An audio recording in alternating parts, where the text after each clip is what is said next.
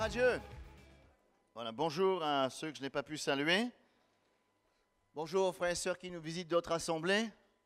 Je vois des têtes que je connais, d'autres que je ne connais pas, mais que Dieu vous bénisse. Voilà, si vous voulez venir me voir après, il n'y a pas de souci.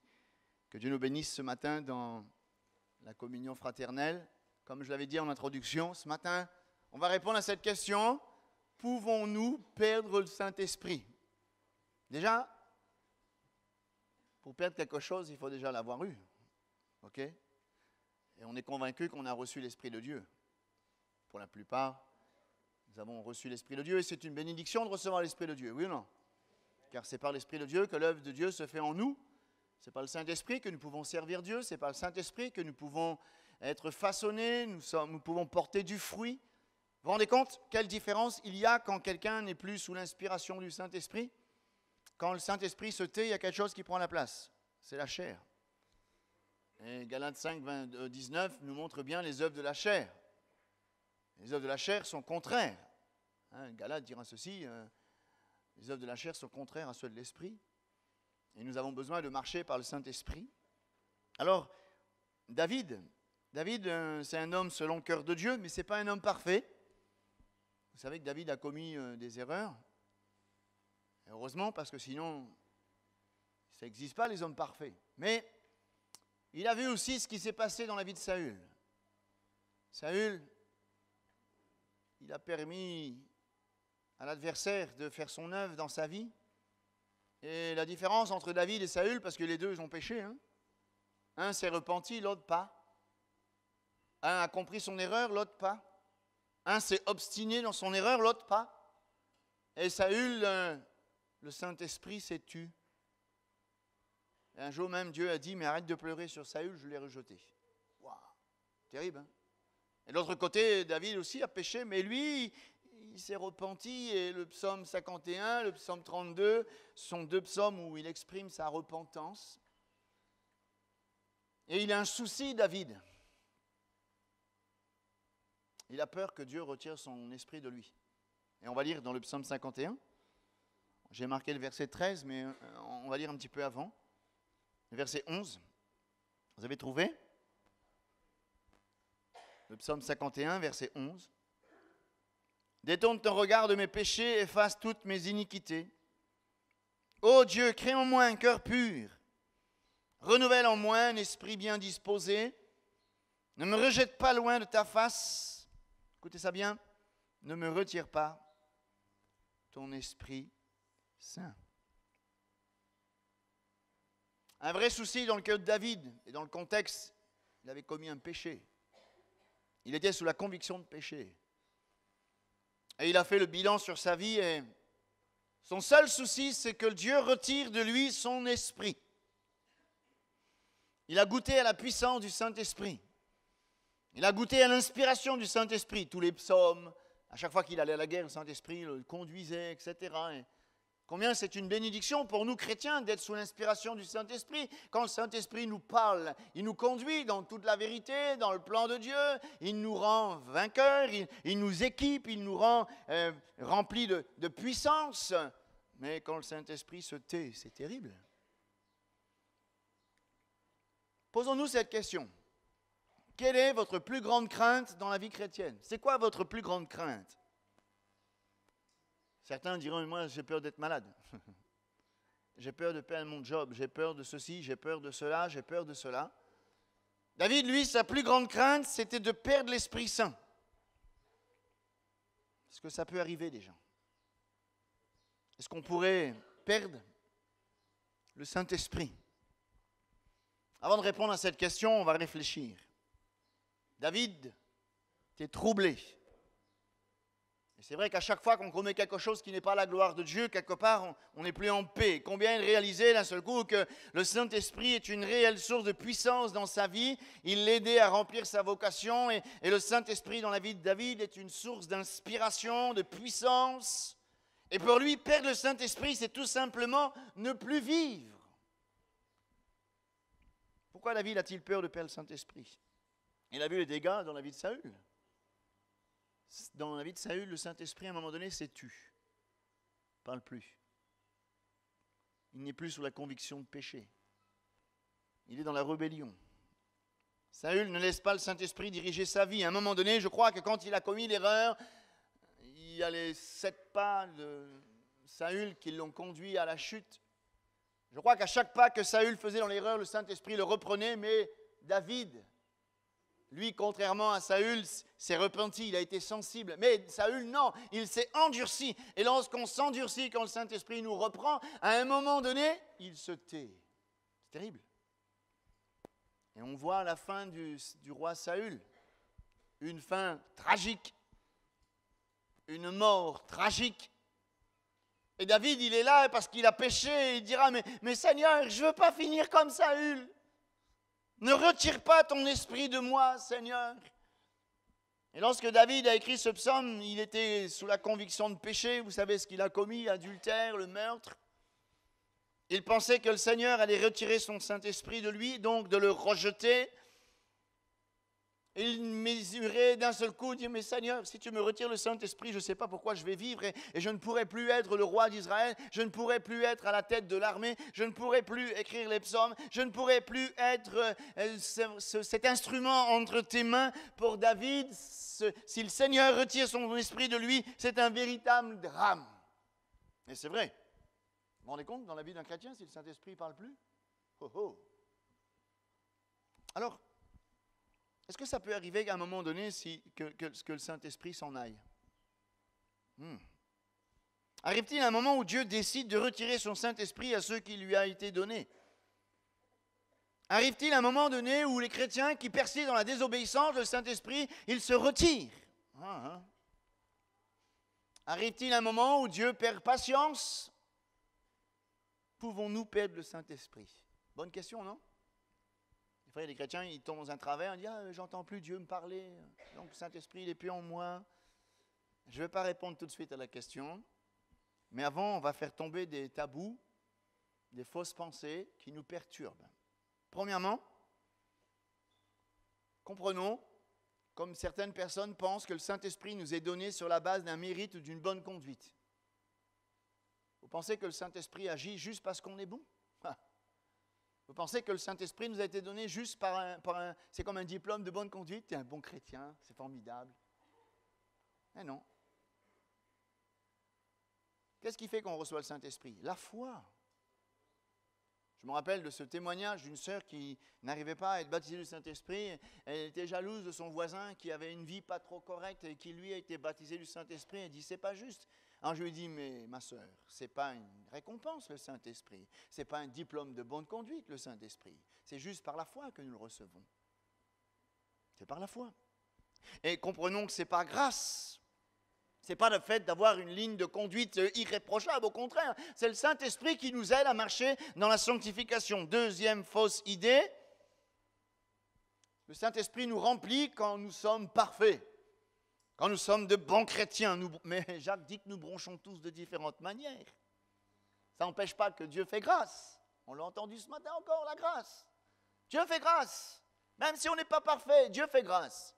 Même si on bronche de différentes manières, ça n'empêche pas que Dieu nous bénisse pour nous relever. Mais, à cette question, qu'est-ce qu'on pourrait dire? Seigneur, est-ce que je peux perdre ton esprit? Que dit Romains 11, 29? Dieu ne se répand pas de ses dons et de son appel. C'est important de savoir ça. Pourquoi je dis ça? À part si vraiment un chrétien retombe dans l'idolâtrie, dans la magie, dans la sorcellerie, dans la rébellion, et puis il dit, je ne veux plus de ton Saint-Esprit, et il confesse même que ce n'est pas vrai, là peut-être que c'est sûr qu'il va se retirer. Moi, ce que je m'intéresse, c'est de savoir si un chrétien tombe dans une faiblesse, dans un péché, est-ce que Dieu lui retire son Saint-Esprit? C'est ça le contexte du texte. Non. Ça va peut-être rassurer quelqu'un. Non. Ce n'est pas parce qu'on a failli que Dieu retire son Saint-Esprit. Ce n'est pas parce qu'on a chuté, qu'on n'a pas été à la hauteur. Dieu est juste, Dieu est bon. Il ne se répand pas de ses dons ni de son appel. Ce n'est pas parce que nous n'avons pas été à la hauteur de ce que Dieu attend de nous que d'un seul coup, Dieu décide de retirer son Saint-Esprit. Oh, je reviens à ma pensée tout à l'heure. Si vraiment on tombe dans la rébellion, on retombe dans l'idolâtrie, la sorcellerie, la magie, et on dit vraiment, je ne veux plus l'Esprit de Dieu, c'est pas vrai. Alors là, oui, peut-être que... Mais je ne parle pas de ça ce matin. Je parle d'un chrétien qui a failli. Un chrétien qui est tombé. Un chrétien qui a chuté, comme David. Est-ce que d'un seul coup, le Saint-Esprit va se retirer? Non. Parce que Dieu est fidèle. Je me rappelle avoir visité un jour un rétrograde, 20 ans qu'il avait abandonné le Seigneur, par un découragement. Mais bon, il n'est pas tombé dans les travers. Je me suis mis à prier avec lui, à ma grande surprise, de nouveau, il a été visité. Et il a parlé en langue. Je fais, ah, Seigneur, Dieu est bon, hein? Alléluia. Ça veut dire que même si on va être dans un moment de faiblesse, donc on ne va pas se réjouir de cette situation, hein, mais c'est peut-être pour encourager quelqu'un qui peut-être est tombé par le creuset, est passé par le creuset, et il est en train de se poser la question, mais Seigneur, est-ce que le Saint-Esprit, il va me quitter, donc je vais être... Non, au contraire, le Saint-Esprit va parler à ton cœur pour t'amener à la repentance, te rétablir. Toutefois, écoutons bien la suite. On ne peut pas dire, ok, je vis dans une situation de travers, je ne suis pas conforme à la parole de Dieu, mais Dieu m'a dit, je ne retire pas mon esprit. Alléluia, c'est bien, ok. Mais, on peut attrister le Saint-Esprit. Il est dit dans Éphésiens 4:30, n'attristez pas l'Esprit de Dieu par lequel vous avez été scellés pour le jour de la rédemption. C'est quoi attrister le Saint-Esprit? Déjà, j'ouvre une parenthèse. Si on attriste le Saint-Esprit, c'est que le Saint-Esprit est une personne, ce n'est pas une force active. Parce que vous avez déjà essayé d'attrister l'électricité, vous? Quelques-uns disent que le Saint-Esprit est une force active. Est-ce qu'on peut attrister une force active? Non. Mais on peut attrister le Saint-Esprit parce qu'il est pleinement Dieu. Lorsque nous péchons, nous manquons le but, nous ne sommes plus dans l'obéissance, nous attristons le Saint-Esprit. Pourquoi? Parce que la sainteté de Dieu est bafouée. Alors le Saint-Esprit de nouveau va me convaincre de péché, de jugement, de justice. Mais quand je ne veux pas me plier et confesser mon péché, alors j'attriste le Saint-Esprit. Lorsque je refuse, comme Saül, de ne pas me repentir de mes fautes, le Saint-Esprit est attristé et il ne peut plus me remplir. Si j'attriste l'Esprit de Dieu par mon manque de repentance, le Saint-Esprit ne pourra plus me parler. Je crois que c'est ça le drame dans la vie chrétienne, lorsque le Saint-Esprit ne nous parle plus. C'est la pire chose qui peut nous arriver, frères et sœurs, que le Saint-Esprit ne nous parle plus. On a la parole, mais la parole sans le Saint-Esprit, c'est une lettre morte.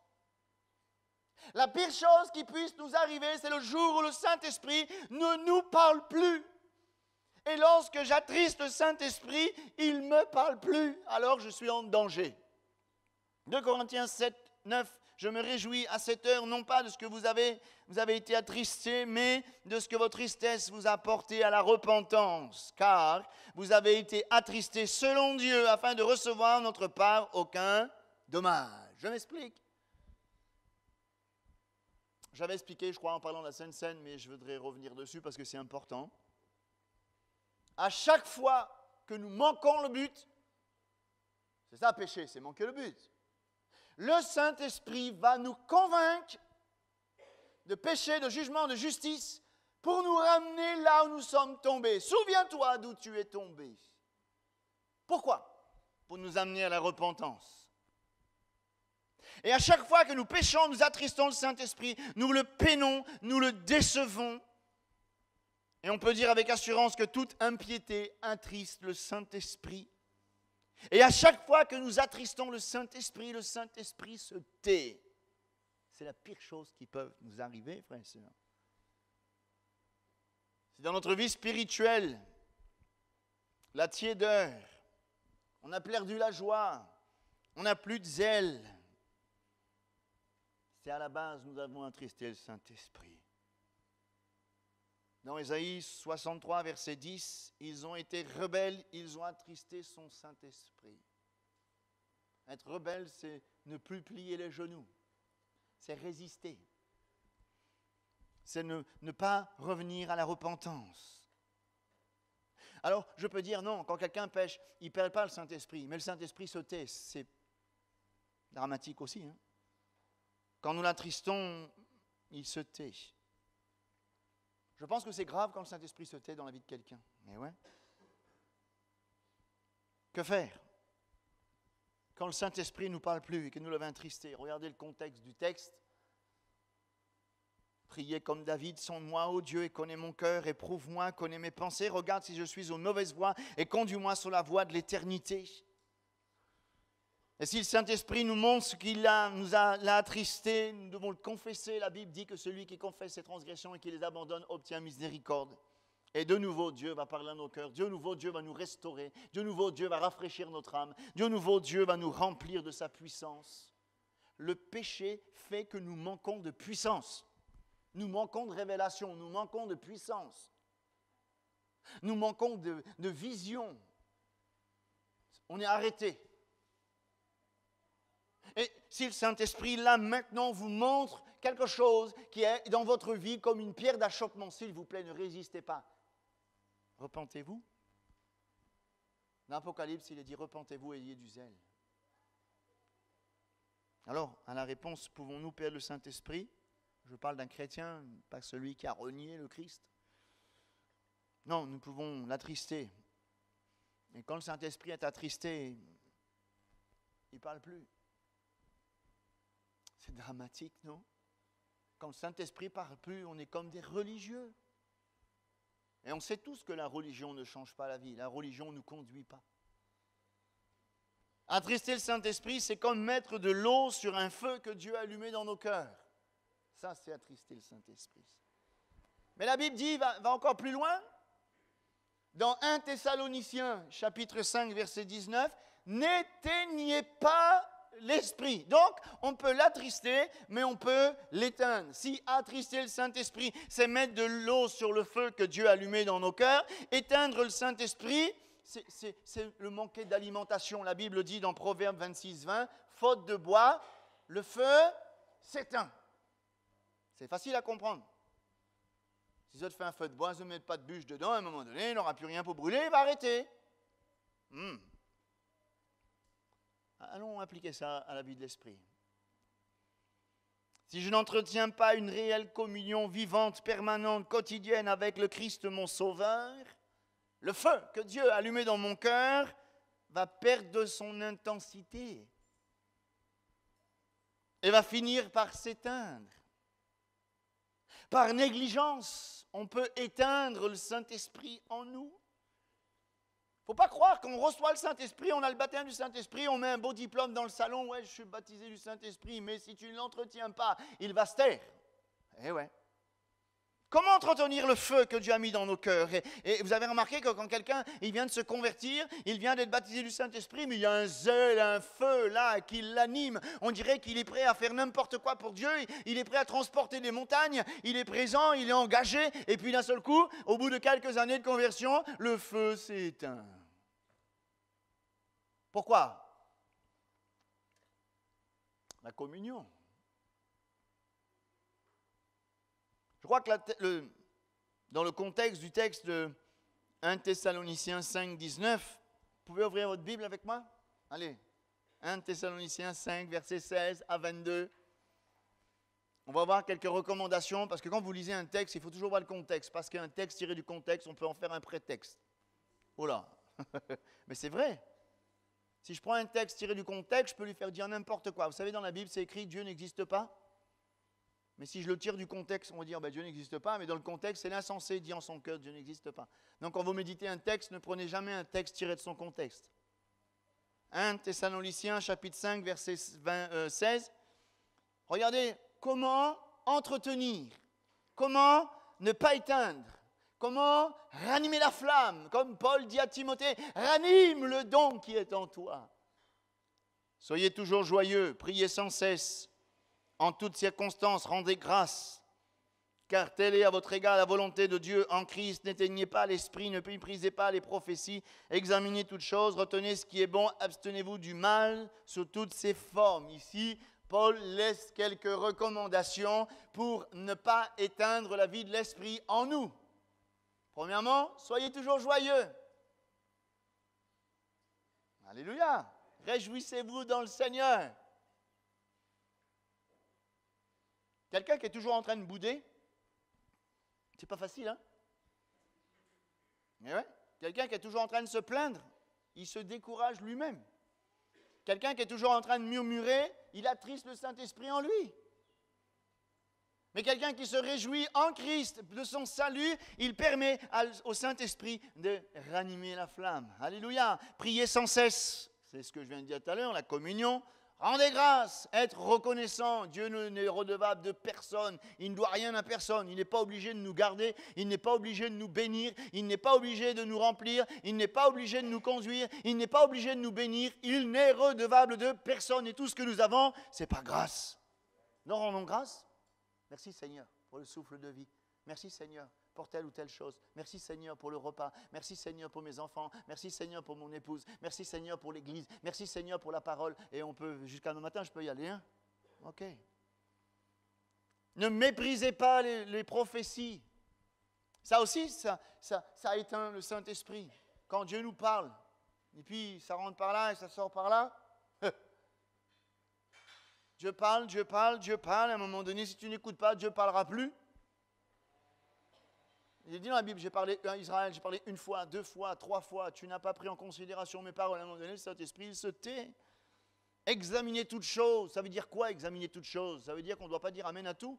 J'aimerais vous dire, frères et sœurs, que votre cœur, ce n'est pas une poubelle. Nous ne devons pas tout mettre dans notre cœur. Il faut mettre un filtre. Il faut mettre un filtre.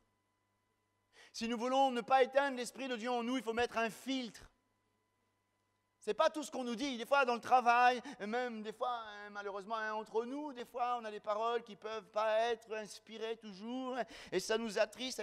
Examinez toutes choses. Entretenez dans votre cœur ce qui est bon. Regardez, entretenez, examinez toutes choses, retenez ce qui est bon. Et tout ce qui n'est pas bon, j'en veux pas. Et il a dit, il a fait, j'en veux pas. Les commérages, j'en veux pas. La médisance, j'en veux pas. Parce que ces choses-là, c'est une gangrène. C'est quelque chose qui va éteindre le feu. Ça attriste. Vous comprenez? Abstenez-vous du mal.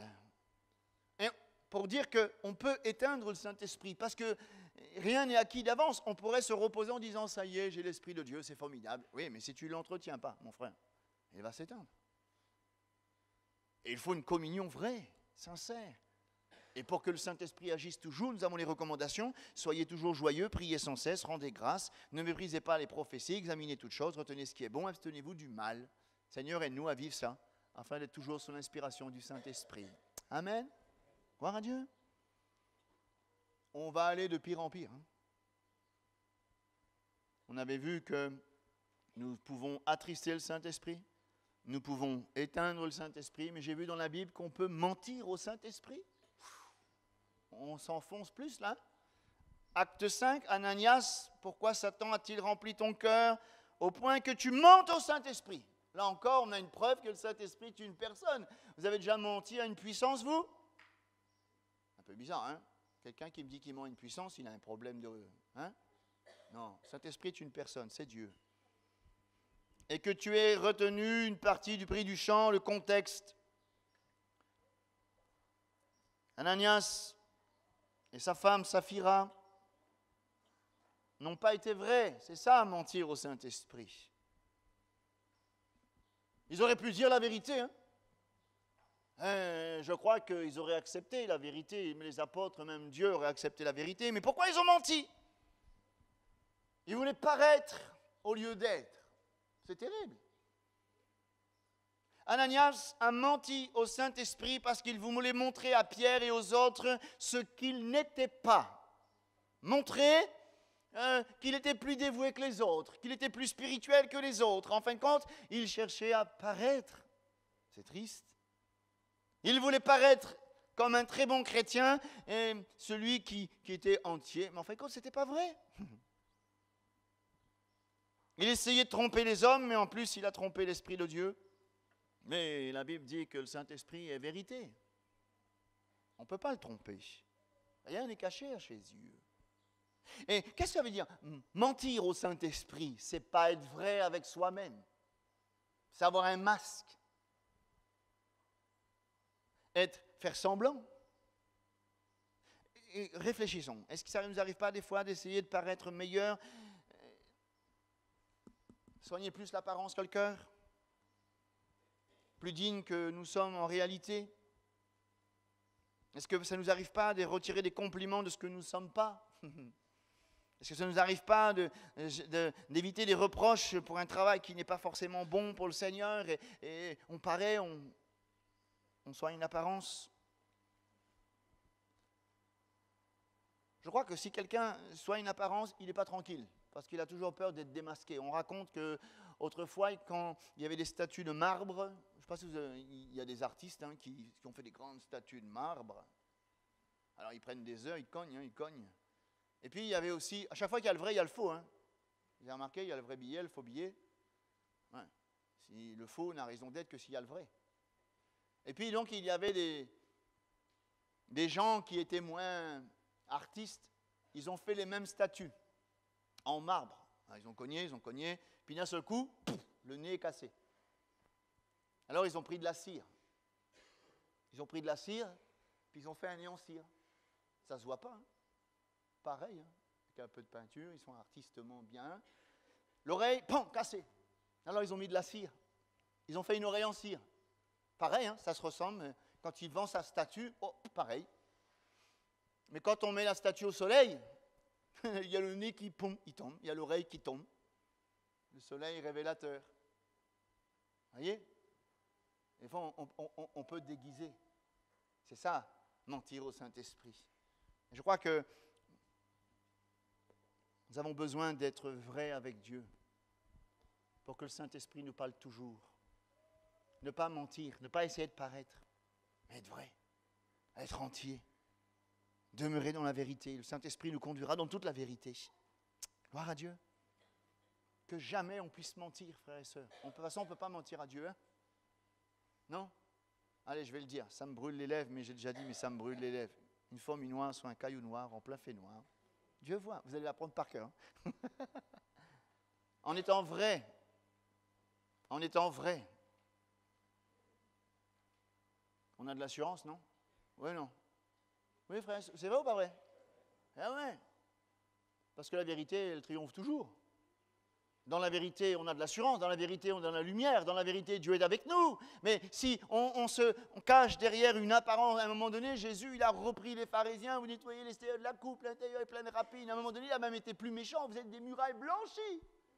Il met un peu la chaux sur le mur, mais aïe, aïe, aïe. Non, il ne faut pas qu'on ressemble à ça, frères et sœurs. Soyons vrais, authentiques, reconnaissons nos faiblesses. Reconnaissons nos lacunes. Seigneur, je ne me cache pas derrière une carapace, je vais être vrai avec toi. Et en étant vrai, le Saint-Esprit va permettre qu'on fasse des progrès. En étant vrai, Dieu va nous façonner. En étant vrai, Dieu va nous façonner à l'image de Jésus-Christ. Alléluia! Mais si on se cache derrière une apparence, Dieu ne peut pas travailler nos cœurs. Non. Dieu ne retire pas son Saint-Esprit. Mais on peut lui mentir. Et puis, allons plus loin. Acte 7, verset 51, nous montre qu'on peut résister au Saint-Esprit. Hommes au cou raide, incirconcis de cœur et d'oreille, vous vous opposez toujours au Saint-Esprit, car vos pères, comme ce que vos pères ont été, vous l'êtes aussi. Il y a une version de Bible dans français courant dit « Vous, hommes rebelles, dont le cœur et les oreilles sont fermés à l'appel de Dieu, vous résistez toujours au Saint-Esprit. » C'est quoi résister au Saint-Esprit? Quand le Saint-Esprit nous pousse à faire quelque chose, puis nous on est là, non Seigneur, prends une note. Ça vous arrive ça?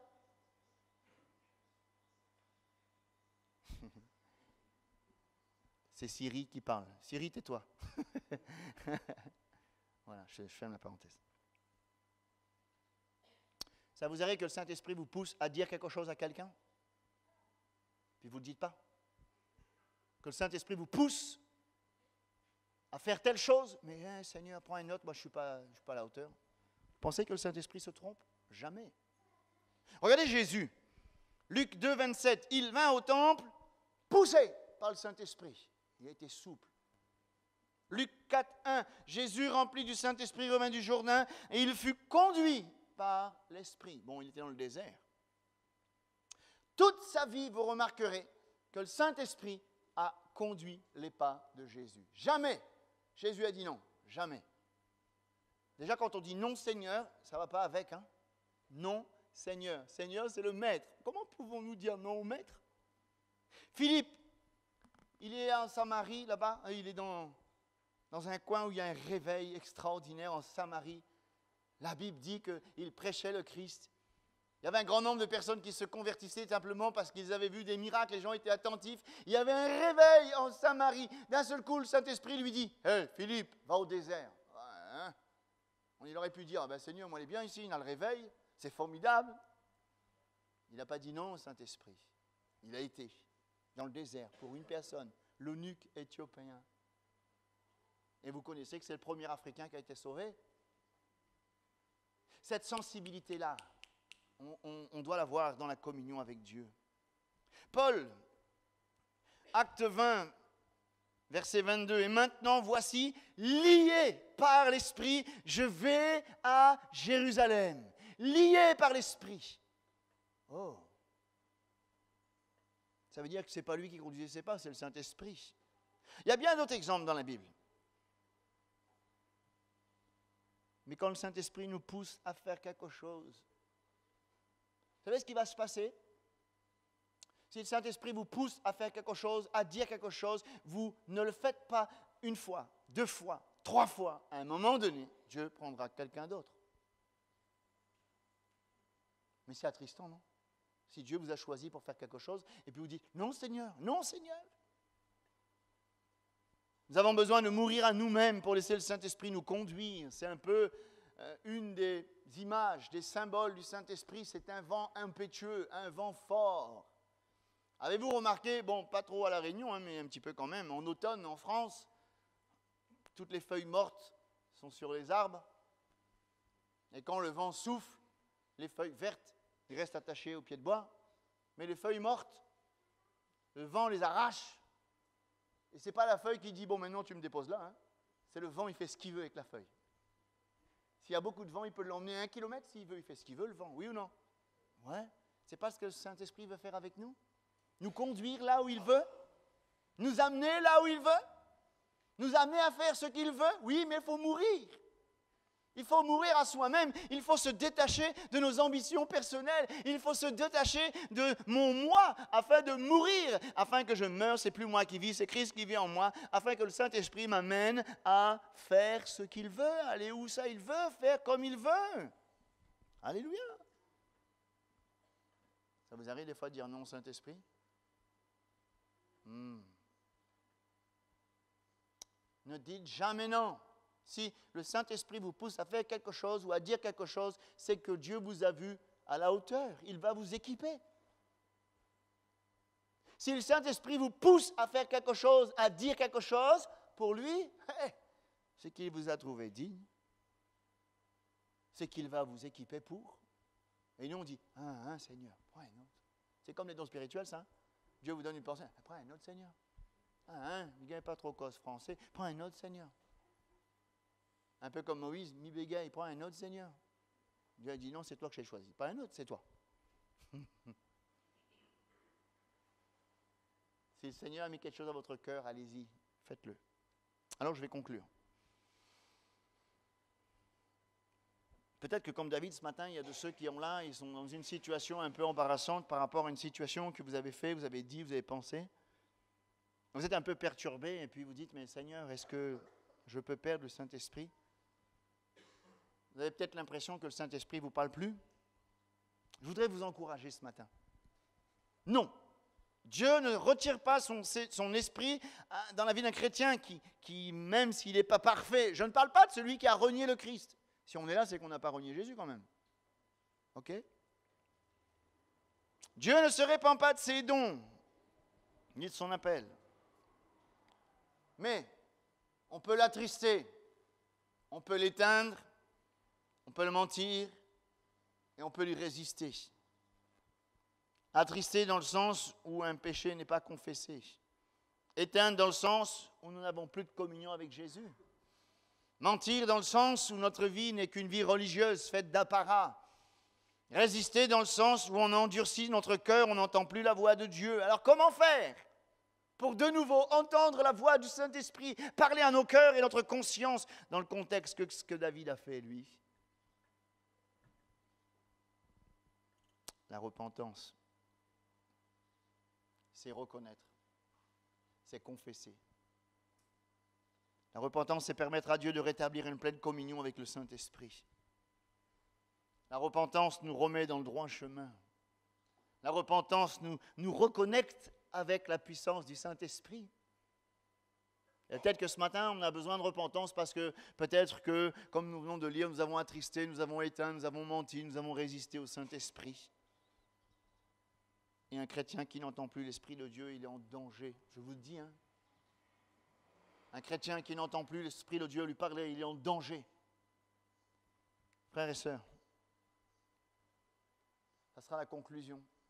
Veillons et prions afin que le Saint-Esprit nous parle chaque jour et nous conduise dans toute la volonté de Dieu. Alléluia. C'est pourquoi Jésus a dit veillez et priez. L'esprit est bien disposé, mais la chair est faible. C'est un combat. Hein?